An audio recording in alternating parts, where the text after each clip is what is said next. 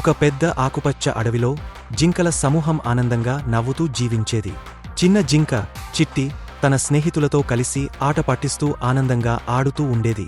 అడవి మొత్తం ఆమె నవ్వులతో నిండి ఉండేది. ఒకరోజు చిట్టికి ఒక కొత్త ఆలోచన వచ్చింది. ఆ చెట్టుపైకి ఎక్కి పెద్ద జలపాతాన్ని చూడాలి. అక్కడ ఉన్న పెద్ద చెట్టుపైకి ఎక్కితే జలపాతం అందంగా కనిపిస్తుంది. వెంటనే ఆమె అడుగులు ఆ చెట్టు వైపు తీసుకెళ్ళింది. చెట్టు మీద నుంచి జారిపోయిన చిట్టి నేరుగా జలపాతానికి దగ్గరగా ఉన్న మట్టి పైకి పడుతుంది. అక్కడ ఆమె జారిపోకుండా నిలబడలేకపోతుంది. జలపాతానికి తలుపు తప్పినట్టే అయింది. దూరంగా ఓ గుహలో నిద్రిస్తున్న గరిల్లా గబ్బు ఆ శబ్దాన్ని విన్నాడు.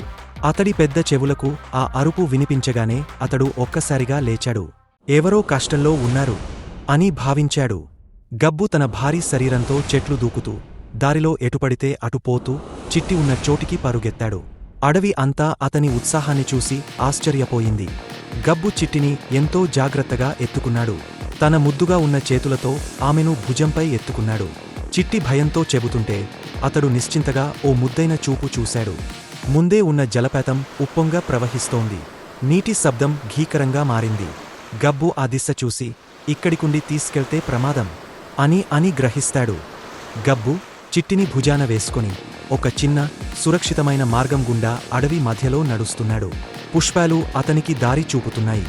చిన్న మార్గం గుండా జింకల గ్రామం వైపు నడుస్తాడు.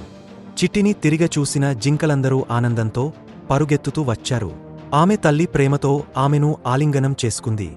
గబ్బు వైపు చూసి అందరూ నవ్వుతూ "నువ్వు మా నిజమైన హీరో" అన్నారు. చిట్టి గబ్బును దగ్గరికి తీసుకుని "నువ్వు నా నిజమైన రక్షకుడివి" అంటుంది. చిట్టి గబ్బువైపు చూసి నవ్వుతూ అంది "నువ్వు నా నిజమైన స్నేహితుడివి" అంది. అడవి అంతా స్నేహం, ప్రేమ, ధైర్యంతో నిండిపోయింది. అడవిలో అందరికీ ఇది మంచి బోధనగా మారుతుంది.